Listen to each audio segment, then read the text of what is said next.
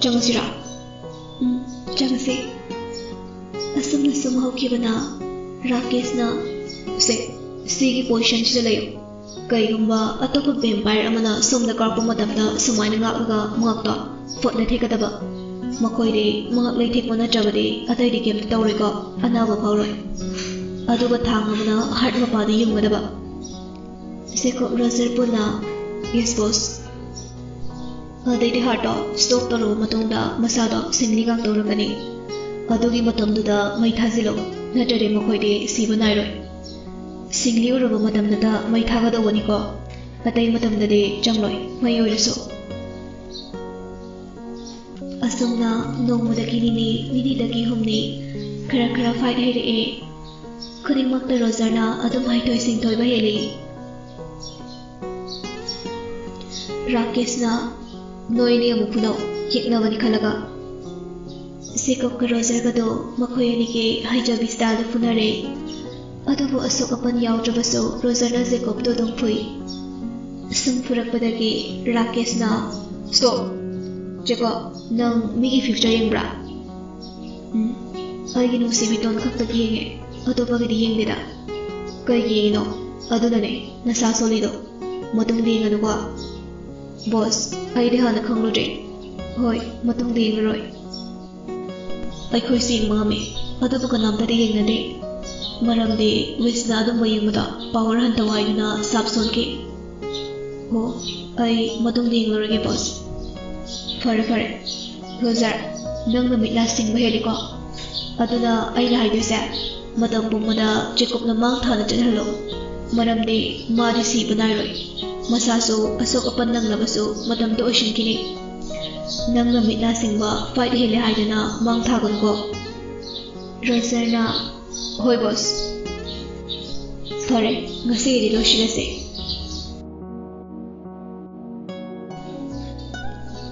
Jacob Roger nungdangi pung tare tarak padaida mayum talae Marcina hijale dana abong di mayum changkramana drop masi changkre Jacob magi ka changlakpada mamana sadagi bloodtagi thambirami aram khorangmana masadu leiba ngamdrabanina blooddo sasathai salau singdasu hawnu chajari Jacob chaba loiraga phone du puthoklaga tonda call tawi tonna hello chak charba chare kai madhya kangsoi noide san he kobi san yam pamjaba hinjangdo aduso phajna mahi yawdabi hauba hawanida hawe college to suka khadri kai tawrage dalai larik ka tamningtre kai ge bit laite ada karam kanam nasige ngasi date 4 Tiada unarase Os wali hedu de 6 days kaksiba Ado ai tumage Horiam sanani droba Ai di dak jalure nang phone dorok ni khangdabanina kono charam nasu yabani O hidak to pothaba bana dra Mane Fare thamo fazna potharo ko Phone to thamna kre Jacob isai taraba tungkre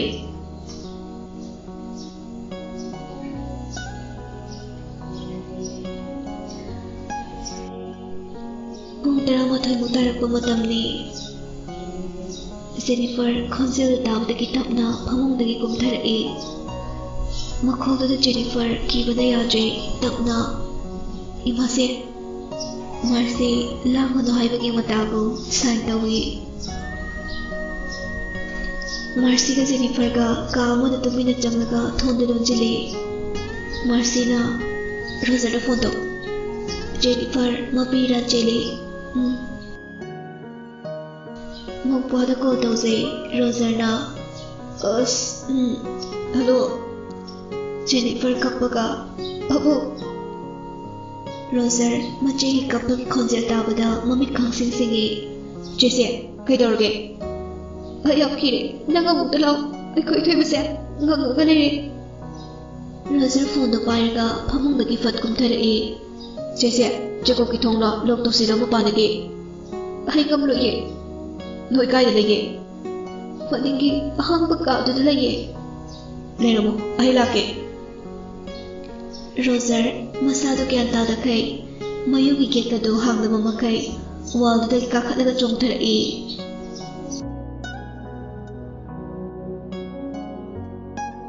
Jacob magi ka gi thong ka khairaga thorai mayai ka gi thong dusu ka khairaga thokre Sumal gi lepaga Purnima gi fajaraba thabal do yengduna masado chokhalai huya mari du system thorai khanghaudana wol ole Jacob sorok lom da chenkre Roger jangol sidom lamde gate dagi chongdarakpada machin tumnaba yot amada makhong do thille namai ma anam kanma thauna leiba Roger ni Jacob na khongkiba makhol su tai makudana yot machin do lawthokle hairaga lambida makhol do sekli jalai adubu Jacob na sorok lomda kana chenkiba do uhawre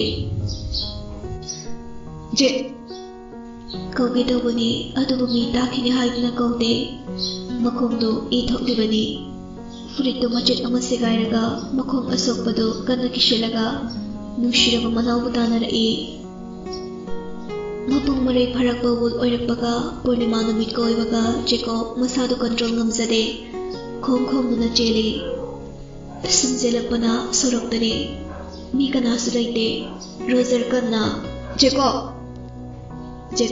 jelamudagi satlepi aduga tapno thorai Jacob aine Roger ne Jacob ngangmusu leite ngangba sumsum henjilai Roger pakhatpadi pokte adubu manaw nupana adumna wul onbadu ubada masada nungaitaba phawi makhada kurukulaga mapitana kappi Jacob kairam tawisibo law yum chadase Jacob Roger gi wahai du tabadagi Roger tamna jensilai asawba magaloinana Roger da phamma leibaduda Jacob na chikke tawbaga nakandagi thoiba Jacob chaplepi aduga onthorakpada Marcy-na thoiba taptho Marcy Jacob ka Roger gi manakta changsilai Jacob bu masada tapna nambi adagidi Jacob miola galit thakre Jacob mami jo Roger ngakna Angel na Roger nangi plato atubida bito ngasi makna chabaso maramde nangna taba atopu pai leite haibadi mahak nusidari bitongi mafamdasu phungdokpa ngamdribanina magi asawgase nangbu ubada phagadabani adubu hojikti ngamdribase mahak angang oiri wakal phataba ngamdri masana amuk kanba horakpada mi haningba phawribase matung tawdanaba wakal leiraba mi haibadi nanggumagi blood darkar oi Tongi blood tuna mapangal kanabagini Angel Tongi blood na karamda kandoino atopo nupigi blood yadabra yade Jacob ki handak mapoksida atopo nupi leite suknatagi ton khaktane nungsiba haibasina pumnamaktangi athoibane adunane Tongi blood na maru oiribase aday blood so matang na loina darkar oi Lee Rocky Rakesh makhoigi blood na fight hinaba makhoigumna mirak narak singnaba nangi blood tuna brain da control ngamnabane Tongina strong oinabane oh ai chalage madam bomada Jacob ko nang laknagano hoy Angel chakre Roger tapna Jacob tapna mamito panglai as kaidun larisba Roger na surokta sidadi kaidoriba kaurabro nang ai kanjagi kikne come on let's go Jacob na kaida tonoida as ngamujo nungdang sida sakta siga igwa yumda lengase ꯑꯩ ꯐꯨꯔꯤꯠꯇꯤ ꯈꯣꯡꯒ꯭ꯔꯥꯎ ꯁꯦꯠꯂꯤꯗꯣ ꯐꯔꯕꯅꯤ ꯑꯩꯗꯤ ꯂꯣꯏꯊꯣꯛꯂꯗ꯭ꯔꯥ ꯈꯜꯂꯨꯕꯅꯦ ꯀꯩꯕꯣ ꯌꯥꯔꯤꯁꯦ ꯌꯨꯝ ꯍꯜꯂꯁꯤ ꯂꯥꯛꯑꯣ ꯑꯅꯤꯗꯨ ꯁꯨꯝ ꯂꯥꯛꯄꯗ ꯁꯥꯊꯤꯔꯕ ꯍꯨꯏ ꯑꯃ ꯈꯣꯡꯂꯒ ꯆꯦꯟꯁꯤꯜꯂꯛꯏ ꯃꯤꯀꯨꯞ ꯐꯥꯗꯦ ꯆꯦꯈꯣꯞꯅ ꯍꯨꯏꯗ ꯇꯥꯞ ꯐꯥꯔꯒ ꯍꯨꯏꯌꯥ ꯃꯔꯤꯗꯨ ꯇꯨꯝꯊꯣꯔꯛꯂꯒ ꯃꯉꯛꯁꯝꯗꯒꯤ ꯕ꯭ꯂꯠꯇꯨ ꯊꯛꯏ ꯖꯦꯀꯣ ꯌꯥꯔꯤꯃꯦ ꯑꯩ ꯑꯣꯅꯤꯡꯉꯦ ꯍꯥꯏꯕ ꯖꯦꯀꯣ ꯃꯔꯤꯗꯨꯅ ꯃꯆꯤꯟꯗꯨ ꯂꯦꯛꯂꯒ ꯍꯥꯎꯔꯦꯗ ꯀꯩꯅꯣ ꯑꯩ ꯊꯛꯂꯒ ꯅꯪꯅ ꯑꯣꯅꯤꯡꯂꯤꯗꯨꯅ ꯈꯪꯗꯦ ꯎꯕꯗ ꯌꯥꯝ ꯍꯪꯒꯣꯏꯕ ꯂꯥꯛꯑꯣ ꯍꯜꯂꯁꯤ ꯍꯣꯏ ꯍꯣꯏ ꯃꯆꯤꯟ ꯃꯅꯥꯎꯗꯨ ꯍꯟꯃꯤꯟꯅꯔꯛꯑꯦ ꯃꯈꯣꯏꯅ ꯃꯌꯨꯝ ꯌꯧꯔꯛꯄꯗ ꯃꯥꯡꯒꯣꯜꯗ ꯃꯥꯔꯁꯤꯒ ꯖꯦꯅꯤꯐꯔꯒ ꯀꯞꯄꯒ ꯂꯩꯔꯝꯃꯤ ꯃꯗꯨ ꯎꯕꯗ ꯖꯦꯀꯣ ꯄ꯭ꯔꯞ ꯄ꯭ꯔꯞ ꯆꯦꯟꯁꯤꯜꯂꯛꯏ ꯏꯃꯥꯁꯦ ꯆꯦꯁꯦ ꯀꯩꯗꯧꯔꯒꯦ ꯖꯦꯅꯤꯐꯔꯅ ꯊꯣꯏꯕ ꯖꯦꯀꯣ ꯊꯣꯡ ꯑꯀꯥꯏꯕꯗꯨ ꯎꯔꯛꯏ ꯁꯤꯗꯤ ꯀꯅꯥꯅ ꯀꯞꯈꯥꯏꯔꯝꯃꯤꯕ ꯌꯨꯝꯁꯤꯗ ꯑꯩ ꯂꯩꯇ꯭ꯔꯤꯉꯩꯗ ꯀꯅꯥ ꯂꯥꯛꯑꯝꯃꯒꯦ ꯔꯣꯖꯔꯅ ꯍꯣ ꯀꯩꯕꯨ ꯀꯩ ꯑꯣꯏꯕ ꯂꯥꯛꯑꯝꯃꯦ ꯐꯥꯒꯤ ꯅꯠꯇꯦ ꯏꯃꯥꯁꯦ ꯀꯅꯥ ꯂꯥꯛꯑꯝꯒꯦ ꯍꯥꯏꯌꯣ ꯑꯍꯤꯡꯗꯨꯗ ꯕꯤꯔꯃꯅꯤꯒ ꯕꯤꯃꯣꯂꯥꯒꯁꯨ ꯂꯥꯛꯏ ꯕꯤꯃꯣꯂꯥꯅ ꯏꯆꯦꯁꯦ ꯅꯅꯥꯎꯅ ꯁꯣꯏꯈꯤꯕ ꯂꯥꯟꯈꯤꯕ ꯌꯥꯎꯔꯕꯁꯨ ꯑꯄꯪꯕꯤ ꯅꯅꯥꯎꯅꯤ ꯈꯟꯕꯤꯌꯨ ꯌꯨꯝꯗ ꯄꯨꯟꯅ ꯂꯩꯔꯨꯔꯁꯦ ꯕꯤꯔꯃꯅꯤꯅꯁꯨ ꯏꯇꯩꯃ ꯁꯨꯃꯥꯏꯅ ꯇꯣꯏꯅ ꯇꯧꯔꯛꯂꯕꯗꯤ ꯈꯨꯗꯣꯡꯊꯤꯕ ꯌꯥꯝ ꯅꯪꯂꯛꯑꯅꯤꯌꯦ ꯌꯨꯝꯗ ꯄꯨꯟꯅ ꯂꯩꯔꯨꯔꯁꯦ ꯃꯝꯃꯤꯆꯥ ꯄꯨꯝꯅꯃꯛꯀꯤ ꯐꯅꯕꯅꯦ ꯌꯨꯝꯗ ꯂꯩꯔꯨꯔꯁꯦ ꯖꯦꯅꯤꯐꯔꯅ ꯏꯃꯥꯁꯦ ꯄꯥꯕꯨꯡꯅ ꯍꯥꯏꯁꯦ ꯑꯆꯨꯝꯕꯅꯤ ꯃꯥꯔꯁꯤ ꯀꯞꯄꯤ ꯃꯄꯨꯛꯅꯤꯡ ꯅꯨꯡꯁꯤꯕꯁꯨ ꯍꯦꯟꯒꯠꯂꯛꯏ ꯏꯃꯥꯒꯤ ꯊꯣꯏꯕ ꯄꯨꯝꯅꯃꯛꯁꯦ ꯅꯃꯥ ꯑꯩꯅ ꯑꯣꯏꯍꯟꯈꯤꯕ ꯉꯥꯛꯇꯅꯤ ꯀꯩꯁꯨ ꯈꯪꯖꯗ꯭ꯔꯤꯕ ꯃꯤꯔꯣꯜ ꯇꯥꯖꯗ꯭ꯔꯤꯕ ꯏꯆꯥꯕꯨ ꯁ꯭ꯇꯤꯐꯦꯟꯒꯤ ꯁꯥꯞꯇꯒꯤ ꯄꯨꯝꯅꯃꯛꯁꯦ ꯑꯣꯏꯈꯤꯕꯅꯤ ꯏꯃꯥꯁꯦ ꯀꯞꯀꯅꯨ ꯑꯗꯣ ꯊꯣꯡꯁꯦ ꯀꯅꯥꯅ ꯊꯨꯒꯥꯏꯔꯤꯅꯣ ꯑꯩꯅꯔꯣ ꯏꯆꯥ ꯅꯁꯥ ꯑꯣꯜꯂꯛꯇꯨꯅ ꯊꯨꯒꯥꯏꯔꯒ ꯆꯦꯟꯈꯤꯕꯅꯤ ꯅꯌꯥꯝꯕꯕꯨꯡꯅ ꯏꯆꯥꯕꯨ ꯇꯥꯟꯅꯔꯒ ꯑꯃꯨꯛ ꯂꯥꯛꯃꯤꯟꯅꯩꯁꯤꯅꯤ ꯑꯩꯅꯕꯨ ꯑꯣꯟꯕꯗ ꯏꯁꯥꯅ ꯒ꯭ꯌꯥꯟ ꯇꯥꯗ꯭ꯔꯤꯕꯁꯦ ꯀꯩꯒꯤꯅꯣ ꯁꯦ ꯉꯁꯤꯗꯒꯤ ꯑꯩꯒꯤ ꯕ꯭ꯂꯠꯁꯦ ꯊꯛꯑꯣ ꯄꯨꯝꯅꯃꯛꯇꯣ ꯈꯪꯅꯕ ꯋꯥꯈꯜ ꯐꯥꯊꯕ ꯉꯝꯅꯕ ꯖꯦꯀꯣ ꯔꯣꯖꯔꯗ ꯌꯦꯡꯗꯨꯅ ꯂꯩ ꯔꯣꯖꯔꯁꯨ ꯅꯨꯡꯁꯤꯅ ꯃꯅꯥꯎꯒꯤ ꯃꯀꯣꯛꯇꯨꯗ ꯂꯥꯟꯕꯤ ꯊꯛꯑꯣ ꯖꯦꯀꯣ ꯃꯄꯤꯔꯥ ꯆꯦꯜꯂꯤ ꯑꯩ ꯉꯝꯂꯣꯏ ꯖꯦꯀꯣ ꯀꯩꯒꯤꯅꯣ ꯖꯦꯀꯣ ꯃꯄꯤꯗꯨ ꯇꯩꯊꯣꯛꯏ ꯀꯔꯝꯅ ꯉꯝꯒꯅꯤ ꯑꯁꯨꯛ ꯅꯨꯡꯁꯤꯔꯕ ꯏꯌꯥꯝꯕꯒꯤ ꯕ꯭ꯂꯠꯄꯨ ꯃꯅꯥꯎ ꯑꯩꯅ ꯀꯔꯝꯅ ꯊꯛꯀꯅꯤ ꯑꯩꯒꯤ ꯕ꯭ꯂꯠꯁꯤꯅꯅꯦ ꯅꯪꯅ ꯄꯨꯝꯅꯃꯛ ꯅꯤꯡꯁꯤꯡꯕ ꯉꯝꯕꯒꯤ ꯊꯧꯅꯥ ꯑꯣꯏꯗꯧꯔꯤꯕꯁꯦ ꯍꯥꯏꯕꯗꯤ ꯋꯨꯜ ꯑꯣꯜꯂꯛꯄ ꯃꯇꯝꯗ ꯁꯦ ꯊꯛꯑꯣ ꯖꯦꯀꯣ ꯔꯣꯖꯔꯅ ꯍꯥꯏꯕꯒꯤ ꯃꯇꯨꯡ ꯏꯟꯅ ꯃꯈꯨꯠ ꯌꯦꯠꯇꯨ ꯂꯧꯔꯒ ꯈꯨꯌꯥ ꯃꯔꯤꯗꯨ ꯇꯨꯝꯊꯣꯛꯂꯛꯂꯒ ꯏꯗꯨ ꯊꯛꯏ ꯃꯥꯔꯁꯤꯅ ꯐꯔꯦ ꯏꯆꯥꯅ ꯇꯣꯏꯅ ꯑꯁꯨꯝꯅ ꯑꯣꯏꯔꯛꯇꯣꯏ ꯁꯔꯨꯛꯄꯨꯗꯤ ꯂꯥꯛꯑꯣ ꯄꯥꯕꯨꯡꯗꯣ ꯅꯣꯏꯗ ꯂꯩꯔꯨꯔꯁꯤ ꯕꯤꯔꯃꯅꯤꯅ ꯏꯆꯥꯒꯤ ꯇꯣꯉꯥꯟꯕ ꯀꯥꯁꯨ ꯁꯥꯕ ꯂꯣꯏꯔꯕꯅꯤ ꯂꯥꯛꯑꯣ ꯂꯥꯛꯑꯣ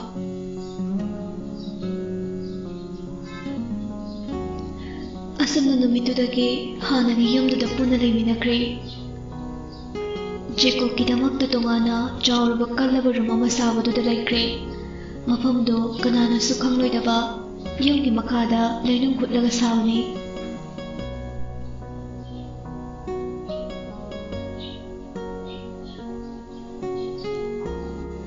ꯔꯥꯖꯦꯅ ꯏꯕꯦꯝꯃ ꯅꯥꯎꯕꯗꯤ ꯇꯣꯟꯅ ꯂꯝꯄꯥꯛꯇ ꯂꯩꯔꯝꯅꯤꯌꯦ ꯍꯣꯏ ꯃꯇꯝꯁꯤ ꯊꯦꯡꯖꯤꯜꯂꯛꯑꯦꯅꯦ ꯀꯧꯁꯤꯟꯕꯤꯔꯨꯔꯣ ꯍꯣꯏ ꯕꯕꯥ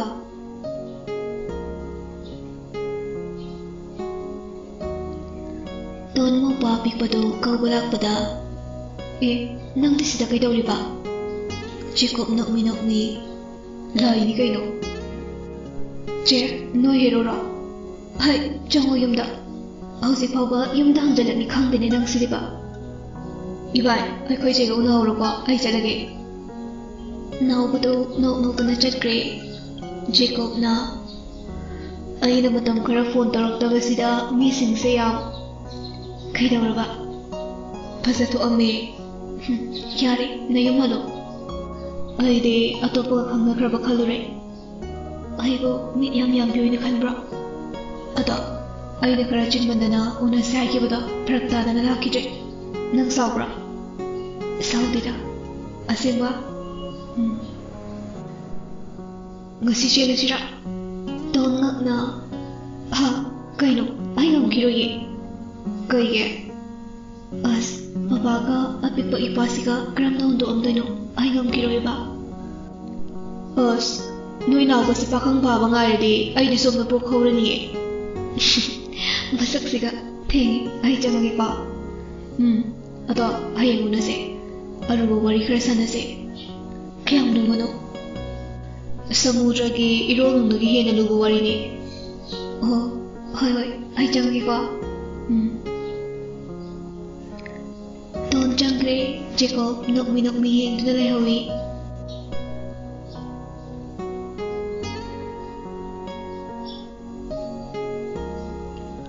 ꯁꯣꯝꯗꯅ ꯔꯣꯀꯤꯅ ꯔꯥꯀꯦꯁ ꯕ꯭ꯔꯣ ꯀꯌꯥꯝ ꯍꯩꯔꯒꯦ ꯑꯗꯨꯗꯨꯕ?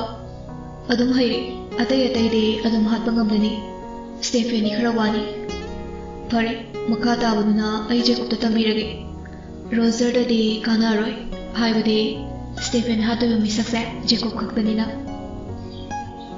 ꯍꯣꯏ ꯕ꯭ꯔꯣ. ꯑꯗꯣ ꯁ꯭ꯇꯦꯐꯦꯟꯒꯤ ꯄꯥꯔꯇꯤ ꯌꯥꯝꯃꯤ. ꯑꯩꯈꯣꯏꯒꯤꯁꯨ ꯑꯇꯣꯞꯄ ꯅꯦꯛꯁꯤꯔꯥ? ꯑꯇꯣꯞꯄ ꯍꯥꯏꯔꯨꯔꯅꯨꯗ.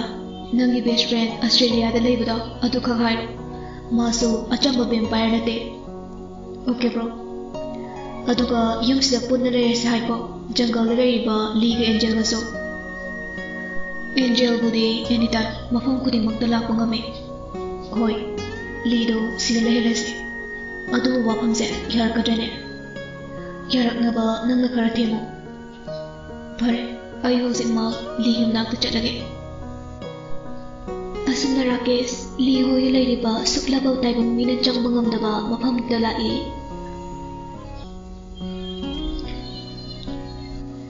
ꯑꯦꯟꯖꯦꯜꯅ ꯔꯥꯀꯦꯁ ꯀꯩ ꯂꯩꯔꯦ? ꯑꯦꯟꯖꯦꯜ, ꯃꯇꯝꯁꯤ ꯈꯪꯍꯧꯔꯣꯏ. ꯑꯩꯈꯣꯏ ꯕ꯭ꯔꯣ ꯔꯣꯀꯤ ꯍꯣꯏꯒꯤ ꯌꯨꯝꯗ ꯃꯇꯝ ꯈꯔ ꯂꯩꯔꯨꯔꯁꯦ.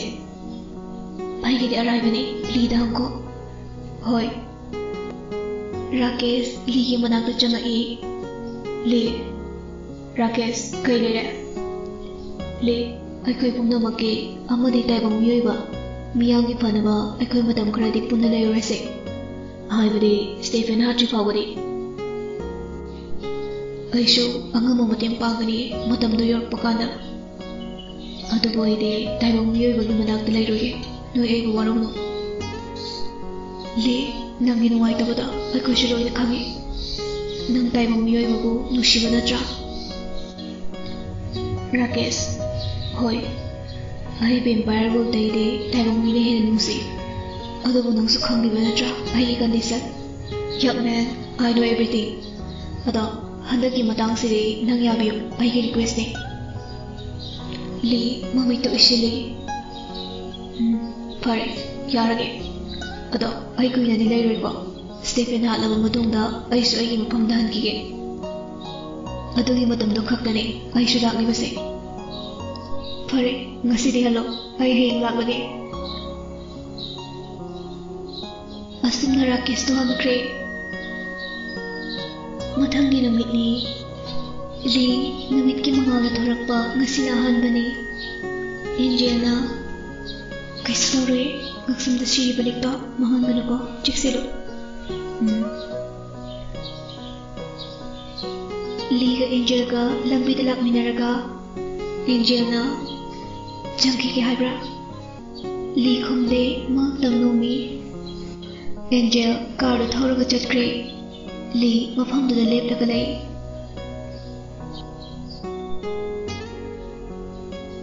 ꯐꯣꯟꯗꯅꯤ ꯁꯣꯅꯤꯌꯥꯅ, ꯅꯁꯥꯕꯨ ꯀꯩꯁꯨ ꯇꯧꯗ꯭ꯔꯕ ꯍꯦꯔꯣ ꯎꯅꯗꯣꯏꯗꯨꯕ? ꯐꯣꯟꯗꯅꯤ ꯁꯣꯅꯤꯌꯥꯅ, ꯅꯁꯥ ꯀꯩꯁꯨ ꯇꯧꯗ꯭ꯔꯕ ꯍꯦꯔꯣ ꯎꯅꯗꯣꯏꯗꯨꯕ? ꯅꯍꯥꯟꯃꯨꯛꯀꯤ ꯑꯗꯨꯃꯥꯏꯅ ꯍꯥꯔꯠ ꯀꯥꯏꯔꯒꯗꯤ ꯂꯥꯛꯀꯅꯨꯀꯣ. ꯊꯣꯏꯕꯤꯅ, ꯏꯕꯦꯝꯃ ꯗꯨꯀꯥꯟꯗꯒꯤ ꯉꯥꯔꯤ ꯈꯤꯇ ꯂꯩꯔꯨꯆꯣꯅꯦ, ꯌꯥꯝꯃꯝꯗ꯭ꯔꯦ. ꯁꯣꯅꯤꯌꯥꯅ, ꯍꯣꯏ ꯃꯥ. ꯕꯥꯏ, ꯄꯥꯏꯌꯨꯀꯣ, ꯑꯩ ꯗꯨꯀꯥꯟ ꯑꯝꯗ ꯆꯠꯂꯨꯈꯤꯒꯦ. ꯌꯥꯔꯦ, ꯕꯦꯂꯦꯟꯁ ꯌꯥꯝ ꯇꯥꯔꯅꯤ, ꯊꯝꯃꯣ. ꯍꯣꯏ, ꯃꯀꯦ ꯁꯦꯝꯃꯣ ꯏꯕꯦꯝꯃ. Phone ꯊꯝꯅꯈ꯭ꯔꯦ. Sonia pot leiba thorakpada nupa ama lepdaga leirambada ubada kana olbirabano li takna yumsibu leikidraba lenghoigi yumoi birabra mani aina machanupini somkana li machinda tapna kari nang Sonia kainone hello dada kaidoba yaurage lemagi loina bi leikibro imadi imong lehogani lao Sonia na perput chatlaga ima thoibi manamdagi kaidorage bema mapadam da thoro o mi lae dada chango ai pot leirukige Sonia pot leiba jatkre li tapna changai thoibi se thorai ibunga kana li thoibi gi masa ubada khanghaudana mapidu tap tap tarai thoibi madu ubada ibunga kaidorage ichabu kai haininge li mapidu daithoklaga yam tapna ima aibu khangbidraba ichabu kanano hektayo ima ai imagi na chan palini wahai tabada thoibi tumsum khiba khangaude chap leptuna uyangdona leiki mani ma ailini thoibi mapi tap tap tarai machagi manakta changsilaga masada tap tap pai aduga machabu chena konsilaga kappe imagi choba chahi kya disore ichabu raktaba asukoi ba matamse nangbu kaidi leiruge nakoi babana nangbu thiba chatkibani yengo aduga napado chingda sakhangda bukharana nushi haitana hatoklaga thambirame yengo theleba photo se li leki jaba mapagi photo manakta changsilaga kappi mami toishili lemana tono aigi jana aduma phattabadu dambigano Stefana Sally easy tau nang nasa kanindra Lina kaninge ado ai khoi ba se kape ba thadu oba easy hanu to li ida thai madu thakpadagi ngahak leiraga mamito puraret oikre maya du sidum thorai Stefana ligi manakong na tapna asinupasigi platse thauro chalo angang oiriba wakhal phataba ngamdribanina mabu hek pokliba lemagi maksamdagi blatta thai Stefana noklaga lemagi maksamdo chapaga thangatli Angel na Stephen nangna tawriba thabakse afaba nate aigi shokpham ukiba taibang mi amata aina lemna tharoi to anisigi mapa mazasisu Scotland da aina bul on go ukibani tomten so mapunsi lorkedana magi marupsisu loshimba tabani fattaba Stephen lemado hatlaga langki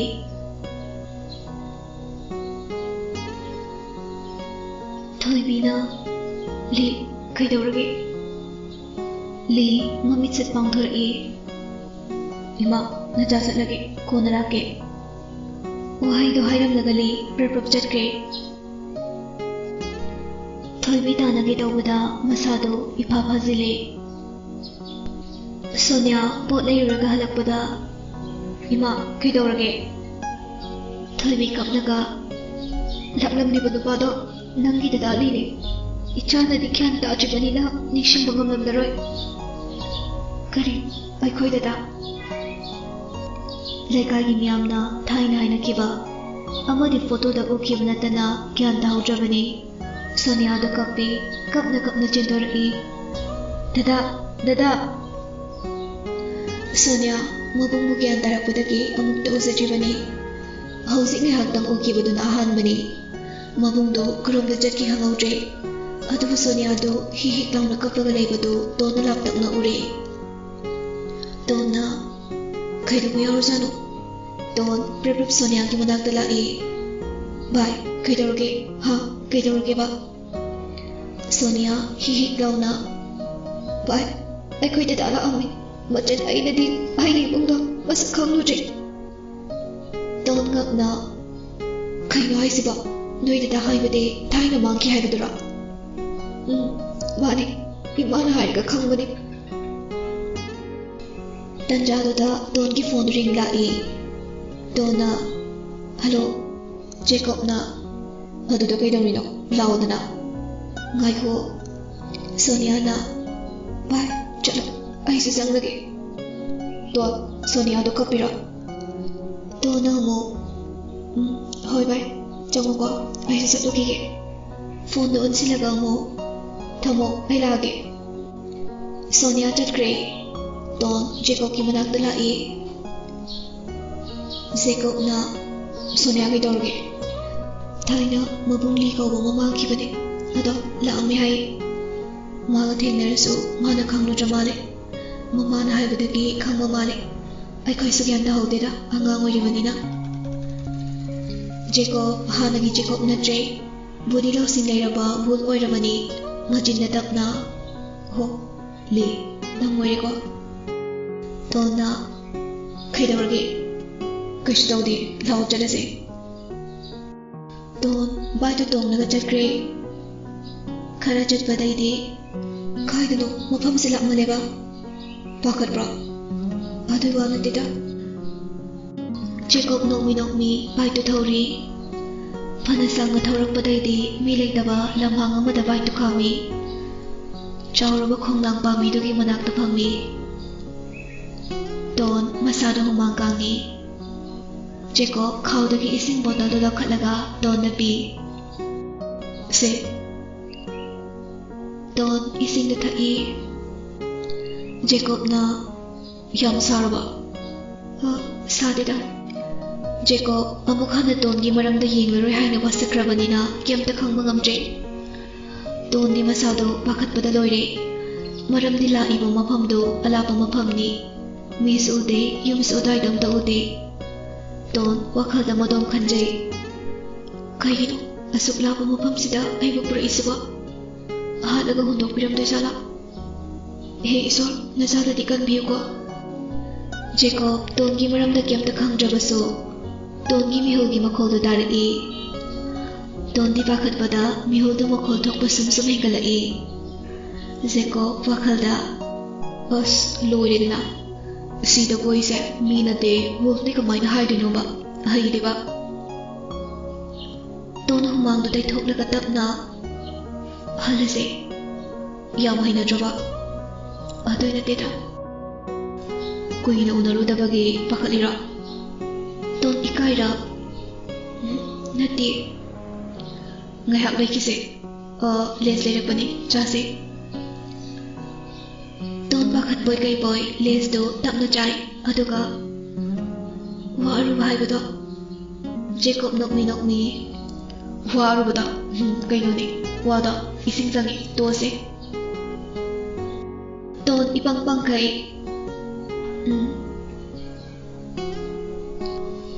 ꯖꯦꯀꯣꯕ ꯗꯣꯟꯗ ꯌꯦꯡꯗꯤ ꯌꯦꯡꯅꯤꯡꯉꯤ ꯑꯗꯨꯕꯨ ꯌꯦꯡꯖꯗꯦ ꯑꯗꯨꯝ ꯃꯥꯅ ꯊꯣꯛꯄ ꯑꯃ ꯂꯩ ꯗꯣꯟꯁꯨ ꯍꯣꯏ ꯃꯥꯏ ꯍꯥꯏꯗꯦ ꯇꯨꯃꯤꯟꯅ ꯑꯗꯨꯝ ꯐꯝꯃꯤ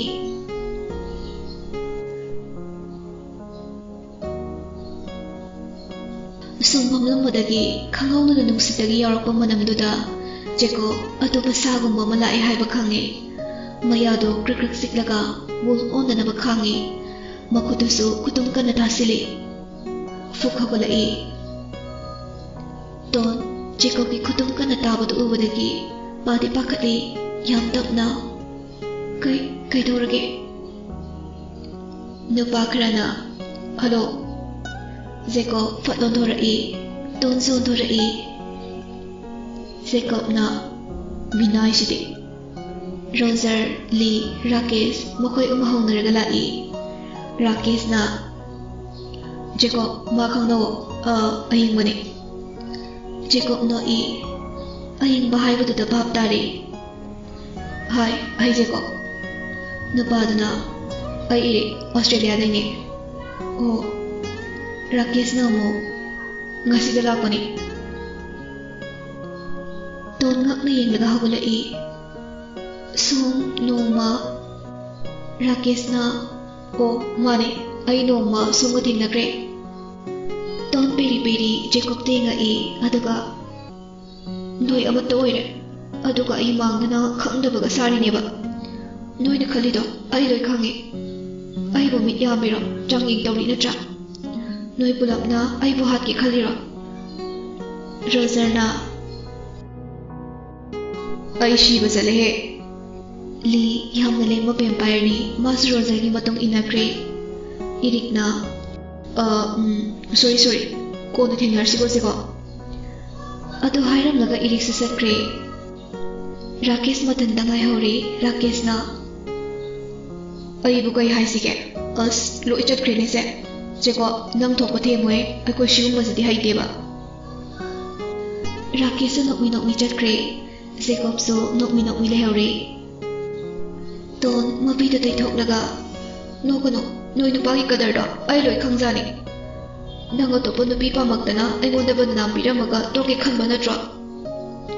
As Thoriam da puram dawni ngahak yan sananaba. Ton sauna nakotuna ngaksamse met khairaga oina halu law thori na yang meter so. Hoima kai ni side ai oina kire.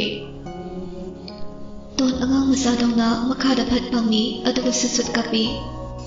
Ka inu nang tawriswa mi to bana uraga ai nang fuda ijat lawa malani me ka podo amda doba. Tani de jo noi party amta ni adu kai na nupasi kana no kai na halja dai na tra.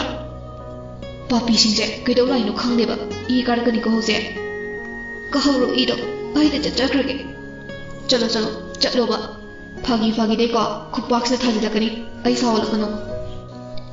Ton Jacob ki nahan ki mami to mo khangni ningsinga I adu ko pe na kapi. As ai diba kai no to nang ngawro ba ha kai gi no mi nang kapi siba power hanthagi handasano ai na hoje yeng thokni ko. Ton kapambadagi kaino yengdoido seko mamitu pairamna yes masaksiga ai kyamta yengbiroi ko. Karan turan mari mukong samnadaba tunganggono sono juba angago male ho ngawre ai di ngawre ayumda thingbiyo maidai nupinabu thauna tu yam leitaba nathanjat kona. Tona mu peri ai lupa kundagi hena purakti asap lakpase kamai chatoino sanina dilause amta nusina. Ton peri tawrangmadagi fukhagolaga matomta gam chatke tawri se mune oi swai se mi tangkhai sa tangkhai am thokong phamduni ko. Ton chatlammadagi chaplepi aduga mu Jacob tana brab laga Jacob ki pamom da kinasui nang yam hozanu ko chatla sai bane ki nagi galiba afaw na sariba daji ko chatna seme as nupi ki tatse mu hore siram daisda o thingam nuba ai matungda suto thokcharak soroi ko kai no haisiwa ngasina nangi roiba numine. Ton makhongda fiting thilaga kapngang torai nang ko chatna se haiba seko makhol hauna Ton gi acting dil nok thorai ai na kapa ai na pakhatba ai na waba siro nang nungai charise Jacob noklambadagi chaplepi Ton namuna yengi. Ton sa Jacob da mamito halfit yenglaga second fade nakandon thoki.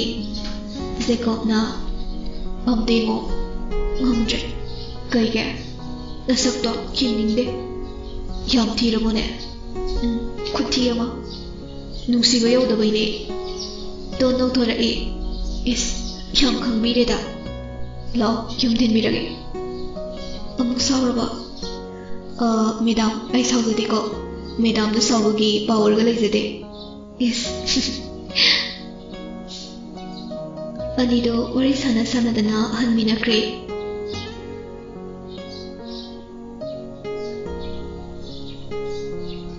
Ton mayum yorakpaga Rajena ibema ngasai dagi naupadu halaktene masi angangsingaba yumdang hakta leite school sida khara thuna kardi phadawne. Baba ai swaida yengluge yengro baba na law hayu ko ꯍꯣꯏ ꯕꯕꯥ tone ꯃꯧꯄꯥꯅꯧꯕꯨ ꯊꯤꯕ ꯂꯥꯛꯏ ꯎꯗꯕꯗꯒꯤ ꯀꯧꯗꯨꯅ ꯁꯨꯝ ꯂꯝꯄꯥꯛꯂꯣꯝꯗ ꯂꯥꯛꯏ ꯅꯥꯎꯕ ꯅꯥꯎꯕ ꯊꯣꯏ ꯑꯩꯈꯣꯏ ꯅꯥꯎꯕ ꯎꯕ꯭ꯔꯣ ꯆꯦꯇꯣꯟ ꯎꯗꯤꯌꯦ ꯉꯁꯤꯒꯤ ꯁꯥꯟꯅꯃꯤꯟꯅꯗ꯭ꯔꯣ ꯉꯁꯥꯏ ꯑꯌꯨꯛꯇ ꯁꯥꯟꯅꯃꯤꯟꯅꯩꯌꯦ ꯑꯗꯩꯗꯤ ꯌꯨꯝꯗ ꯆꯠꯂꯒꯦꯅ ꯑꯗꯨꯝ ꯆꯠꯈ꯭ꯔꯦ ꯑꯁ ꯑꯩꯗꯤꯕ ꯃꯁꯤ ꯑꯉꯥꯡꯁꯤꯗꯤꯕ ꯀꯥꯏꯗꯕꯨ ꯂꯩꯔꯤꯅꯣ ꯈꯪꯗꯦꯃꯦ ꯇꯣꯟ ꯊꯤꯕ ꯌꯥꯕ ꯊꯤꯔꯦ ꯑꯗꯨꯕꯨ ꯎꯏ ꯍꯥꯏꯕ ꯑꯝꯇ ꯌꯥꯎꯗ꯭ꯔꯦ ꯎꯄꯥꯏ ꯂꯩꯇꯦ ꯃꯌꯨꯝꯗ ꯆꯪꯂꯛꯑꯦ ꯔꯥꯖꯦꯟꯅ ꯀꯩꯗꯧꯔꯦ ꯏꯕꯦꯝꯃ ꯕꯥ ꯀꯅꯥꯝꯇ ꯎꯗꯦ ꯈꯪꯗꯦ ꯍꯥꯏꯔꯛꯑꯦ ꯀꯔꯤꯅꯣꯅꯦ ꯃꯁꯤ ꯑꯉꯥꯡꯁꯤꯕꯣ ꯀꯥꯏꯗꯕꯨ ꯆꯠꯂꯤꯅꯣ ꯇꯣꯟ ꯏꯃꯨꯡ ꯆꯪꯈ꯭ꯔꯦ ꯃꯐꯤ ꯃꯔꯣꯜꯗꯨ ꯍꯣꯡꯗꯣꯛꯂꯒ ꯏꯃꯨꯡꯒꯤ ꯊꯕꯛ ꯂꯣꯏꯁꯤꯜꯂꯦ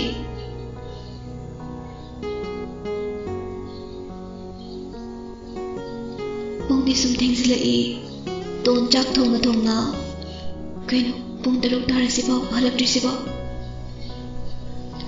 ꯇꯂꯛꯇꯨꯗ ꯖꯦꯀꯣꯕꯇꯨ ꯐꯣꯟ ꯇꯧꯔꯛꯏ ꯍꯜꯂꯣ ꯀꯩꯗꯧꯔꯤꯒꯦ ꯆꯥꯛ ꯊꯣꯡꯉꯤ ꯉꯁꯤꯗꯤ ꯐꯥꯏꯠ ꯍꯥꯏꯕ꯭ꯔꯥ ꯑꯗꯨ ꯇꯝ ꯆꯠꯇ꯭ꯔꯕꯣ ꯉꯁꯤꯗꯤ ꯆꯠꯇ꯭ꯔꯦ ꯔꯥꯖꯦꯅ ꯏꯕꯦꯝꯃ ꯅꯧꯄꯥꯗꯨ ꯅꯨꯄꯥ 4 ꯀꯥꯔꯗ ꯆꯠꯈꯤ ꯍꯥꯏꯅꯦ ꯇꯣꯟ ꯉꯛꯅ ꯀꯔꯤ ꯀꯅꯥꯏ ꯀꯥꯔꯗꯅꯣ ꯅꯨꯄꯥꯁꯤꯡꯗꯣ ꯀꯥꯏꯗꯩꯅꯣ ꯈꯪꯕ꯭ꯔꯣ ꯕꯕꯥ ꯑꯋꯥꯡꯒꯤ ꯅꯣꯏ ꯏꯃꯥꯕꯣꯛ ꯊꯣꯏꯕꯤꯅ ꯎꯍꯧꯕꯅꯦꯌꯦ ꯀꯅꯥꯅꯣ ꯀꯔꯤꯅꯣꯗꯤ ꯈꯪꯗꯦ ꯀꯨꯏꯔꯦ ꯄꯨꯡ 11 ꯑꯗꯥꯏꯗꯅꯤ ꯍꯥꯏ ꯀꯝꯗꯧꯅꯤ ꯇꯧꯔꯤꯁꯤꯗꯤ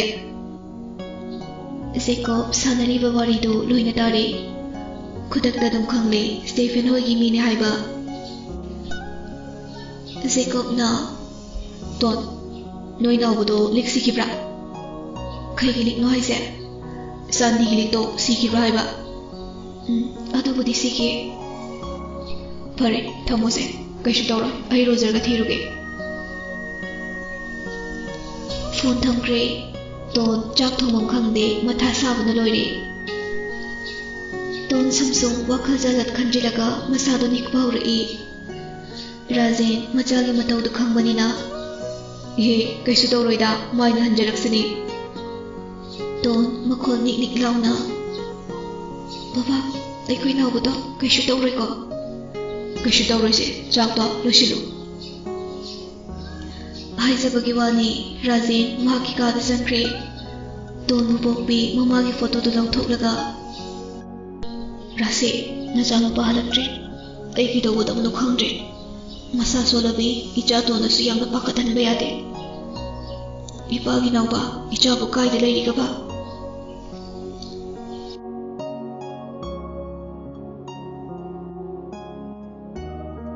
ꯁꯣꯝꯗ ꯂꯣꯏꯅ ꯄꯥꯎ ꯐꯥꯎꯅꯔꯦ ꯄꯨꯂꯞ ꯍꯧꯅꯔꯒ ꯁ꯭ꯇꯦꯐꯦꯟꯅ ꯍꯜꯂꯣ ꯒꯥꯏꯁ ꯏꯊꯥ ꯊꯥꯖꯗꯅ ꯑꯩꯒꯤꯗ ꯂꯥꯛꯄꯤꯕꯕꯨ ꯔꯣꯖꯔꯅ ꯑꯩꯈꯣꯏ ꯄꯨꯂꯞ ꯁꯣꯝꯒꯤ ꯄꯥꯔꯇꯤꯗ ꯖꯣꯏꯟ ꯇꯧꯖꯔꯒꯦꯅ ꯂꯥꯛꯄꯅꯤ ꯁ꯭ꯇꯦꯐꯦꯟ ꯍꯔꯥꯎꯅ ꯃꯣꯁ ꯋꯦꯜꯀꯝ ꯒꯥꯏꯁ ꯂꯤ ꯏꯔꯤ ꯔꯣꯀꯤ ꯔꯥꯀꯦꯁ ꯑꯦꯟꯖꯦꯜ ꯖꯦꯀꯣꯕ ꯇꯨꯃꯤꯟꯅ ꯂꯩ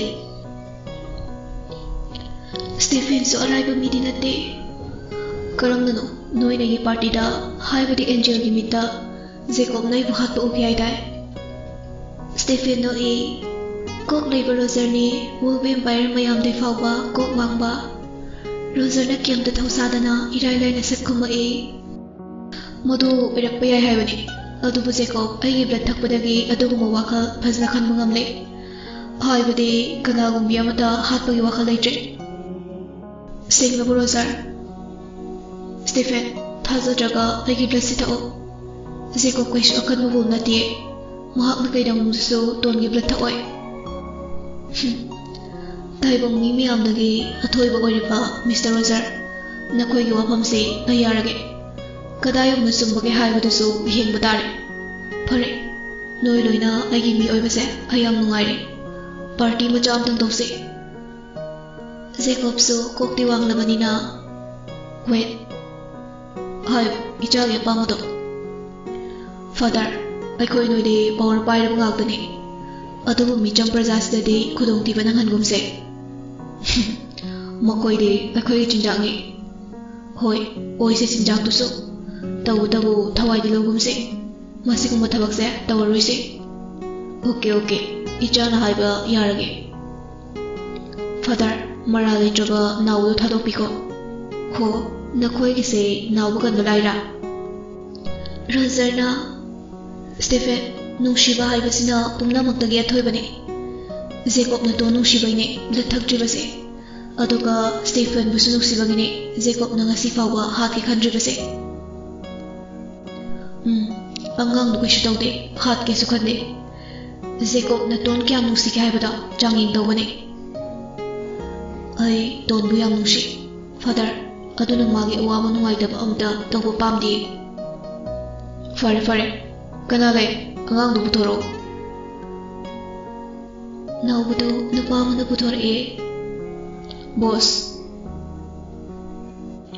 से अंगांग से कनानो मयुमदा थिनबिरुरो जेकॉबना यानी father अखोय थिलुरगे ngai khojeko nanga aigi mi mari siga angang se thilujo hoi father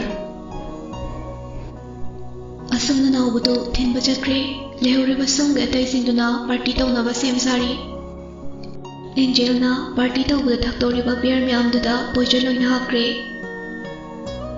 Stephen so arrival bol natabanina magi makhada leriba samya maduda mikup na hom sing na laina ba tumin haikre नावबु थिन मचटकिबा महाकी कांगुदुदसु Jacob अमदि नावबु हातु उहाइक्रबनी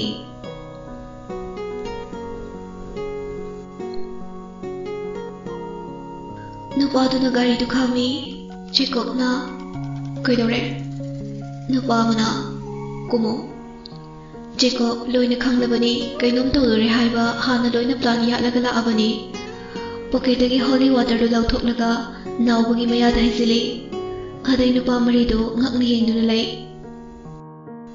nupa mana mo karino angang du pithak iduba Jacob nok mi don't touch my brother ado hairam naga wul khudak to la e nupa marido so wul ola e khudak ta makoi masel du chikhai nei madu ubada na ubadi pakhat pana yadre harto Thang नत्रगा any मचिन तो मामना थिलगा stop तौरगा मदुंगदा सिंगलिउरगनी अदु मतमदुदा मै थादोको राकेश ना हाकिबदो Jacob निसिंगलाए Jacob याम थुना उसाकरा दुदे ए अदुगा first ना सरिक सरा हाइरगा Jacob ना वुल अनिदा खुदकता यंगे वुल अमदी नावबु यंगलाए नावबु बखत बोय कै बोय गाड़ी दा फटका खली अदुबो कलबु बुतुना गाड़ी की मिरर दु थुगाइरगा नावबुदा सोके तौबगा मसादो इलेक्ट्रिक सिंबुदौना खपे अदै फटहंदो ए खरा लापतकना चिखाइनरिबा वल खैदो अनि अमदे सिंगली उरकपदगी जेकॉबना पॉकेटगी मैखे लौथोरगा मै थादोक्रे अमना महाकना चिकपदगी ngha ज्ञान मांगदुना लैरुबदो अमु फुखगोलाई नावबुगी मनाकता लैरंबा वलतुसो Jacob Tamanna चेंसिलाई Jacob khonglithona usa ani amasu theklaga leizabi thaduna wool amagi heart chapsana yongki adagiri wool amadu chenki Jacob second khara una heart yongriba wool to da yenglaga singli urakpadagi mai thaloklamne chenki wool amadu Jacob na kana tanai wool amaduna hek khongi tawbaga Jacob na songsilaga lakpana hale kaiguma khonglabade Stephen na soinan takrani khangmana Jacob na wul amado khong manang handana mangak to leite e adai heart mapadu thauraba mahaki khusinduna thinjili second khara leiraga singli urakpadagi mai thadoklamne aduga nawbagi manak tamna amukana chelai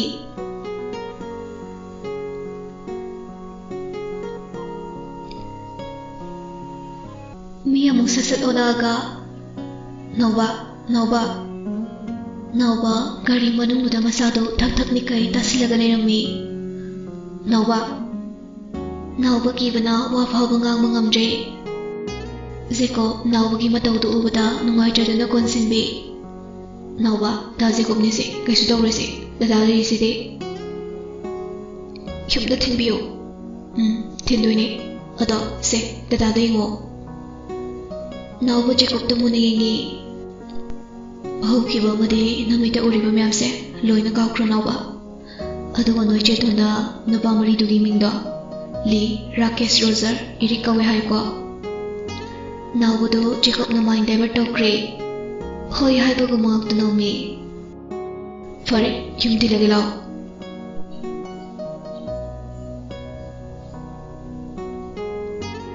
सोंदना एंजेलना रोजरदा बियरदो धक्कनु sign तौई Roger खितंग हायरकपदा बाप ताबन हाली रोजरना अमु रोकीदा sign तौई असमना मखोय लाकमिनाबा खैदो मथंग मथंग sign तौनाबदगी बियरदो थक्ट्रे beer थक्किबा वो vampire मयामदो लोइनि लेक्थक्रे सिंख्रबा स्टेफेनी मासु थक्पा सारगा वानथक्रे मरमदि महाकी कांगबुसिंदो लोइना ग्यान मांगलबनिना मथंदा Roger होगी party का fight तौबदो खरा वानी खंगबदगी marks वानथसनबनी वानथदुना लेरिबा स्टेफेनी मनाका संगसिलगलीना ngasi nangi matam yaujubanina laisauro one day amuk lagiye only Jacob khaktana nang buhatpa mathangdadi Jacob ko mulake ko wahai do hairam laga makhoi taruk tu chatkre Stephen mamit sat pangthurai aduga nokmi khat payardi ngasai na halani silver galaxy waduda thawoina hata kai thamlibani ai khange nakoi lakani haiba अदुबो silver galaxy रबसु blood थक्पा फंगद्रबसु हातपदि ngame अहिगी चटखिबा कांगुदुना नावबुदि गसाइन हातलंगनी जेकब हाइबा यामना सोनबा वोतुना कैदों ngमदोइबा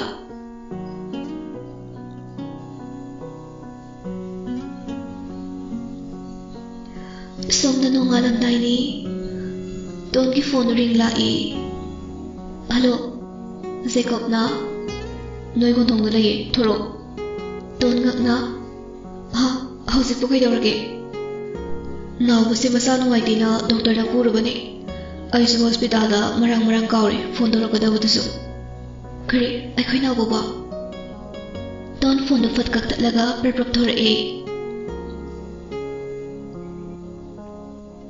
nawba je nangadai da kana ga chatloino Darozer Li Iri Rakesh ka koi chatubani ada gari samna thawududa isase nungairaktrena hospital chatubani Don Jacob da paineng lai noi party se mathong jade kaido waino hang sibu makhoina long drive ka porisiba yamda game da sairamne as sawnu se akoi party se yam zamani nangna loina dabaki khangdabani nungshidana sumkoi pubirini kaidoroge जे बाबा ने सही ब्रा चाहिए था लाओ जंग से जेको चलो बा पुंगसु मरी तारे नोंगान दौरे बा जंगो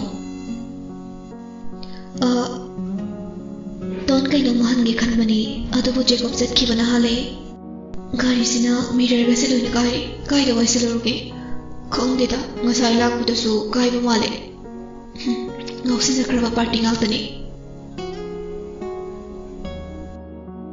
Imung da machin mo padu sanginari Razin sitaradana mikap thorai Phamung dagi Ibema Baba Kaidorge kana lake Naubala Razin pukhabala adagu sauraga Aisha nangalai zatlugi ha Adu angang mo yubi nangna hojite patraduna de Sauraga na paise chage haibra Baba yari base Naubagi marang nati अदुदी कनागी Marano Don kiro Aigi irani Aiga dinaba imanaba karaga koi bachat pada Masano ngairaktrena hospital pukhalu yae Kari Ipagi nawa Nasalo nungai jadi Nang koi da wai chatluino As Ai gyam dadreda Yam tumni Tumugi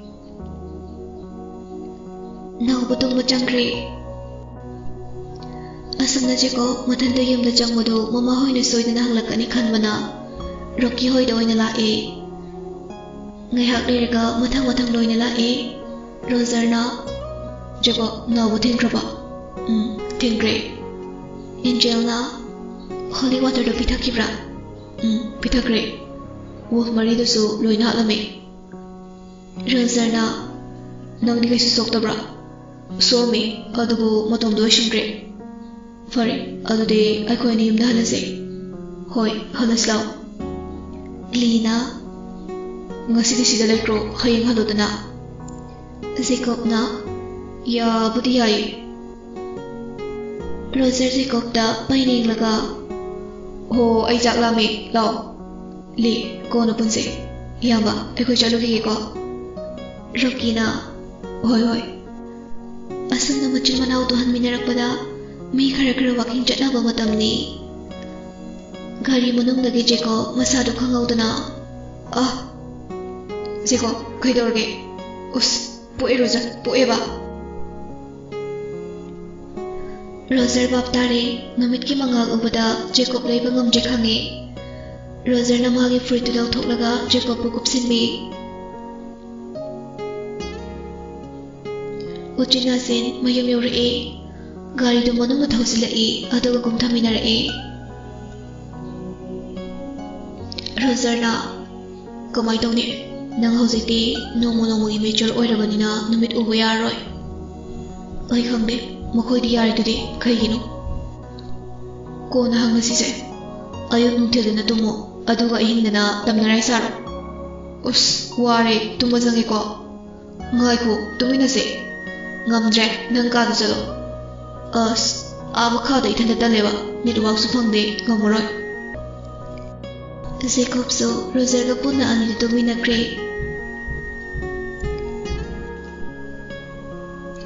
Marcy hawalaga imungi thabak loisile abo hawalo thoiba sawdo biro mami joyu zabalo rabani ko breakfast emage hawalo ko Roger di khro na khokai tomi Jacob di manado ut kai tari bani adu hoi mai haide masdam tumsilagale Marcy abu hawdo puchanga haima khailu tawisiba pungse taruk makai ta dore kya da nungai de hipino Bimola susanga tumu nungdang da de ani muhuran na chatlabani na waramlani hai kadana ne gari gi mirga se na papung hawa chingai da semu chokwa haima makhoi ani de khali chatliba khangde jemsi gari ga da uja mela tarapone hai thoiba abung Roger na darling mihak to tumgi ke kon dor ke bathamu Jacob di nokning mana yadre hoi mai hai de gai tum sinai Bimola kanna abo Roger taraduna us kayo nai babam khangdingai da gari sa workshop ta yam thuna copy ga se semu chok mingsel ka kai se kai de wasiluke Roger kanna Oi, Chico, tumsinano, narok chumo, nang na tra. Kaino, asi boy naro, now no ramni. Marcy na mo, kanay na ba? Jacob Roger yung nay, chakmana na, imana ba na ni? Ama boy, simuro chalo. Jacob na, hoi, pamong nagi fukhagatli. Roger na, Sha, Yamadra, Nangu kamay mapantok to Kaino, bathroom the talk today, Pamunga Toxilo Hira. Gada, Aina Jacob Michikatli, Roger Gan Pop Tai, phone to talk laga, Rocky the call tawi.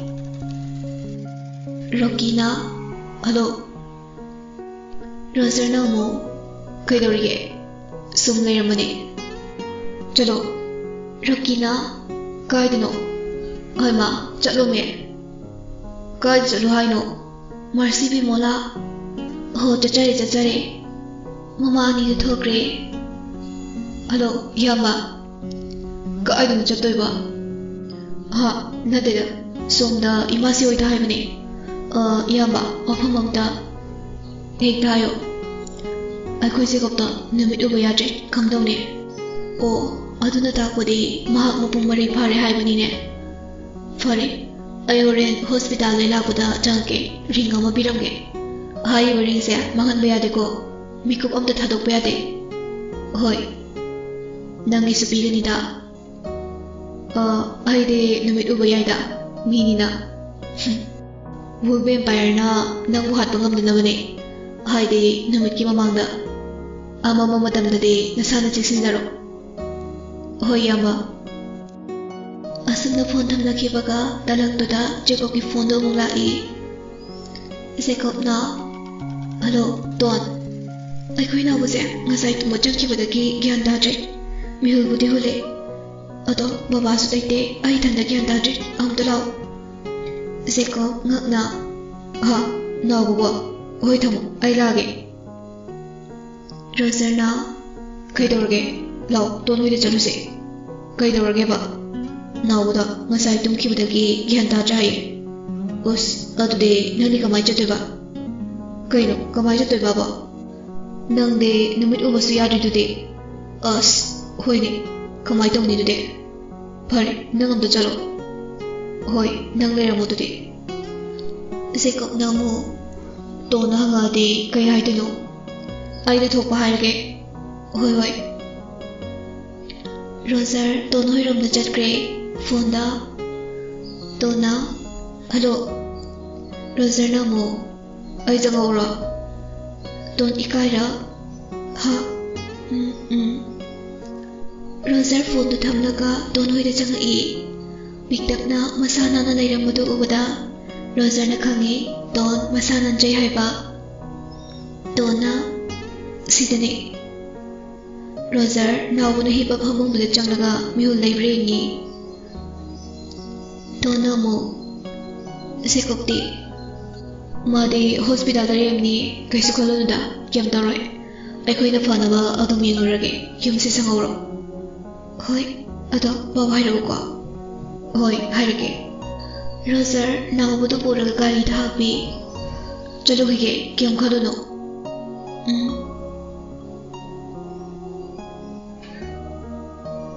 Tone ꯃꯄꯥ ꯅꯥꯎꯕꯗꯨ ꯍꯦꯛ ꯆꯠꯈꯤꯕꯒ ꯏꯃꯨꯡ ꯆꯪꯉꯤ.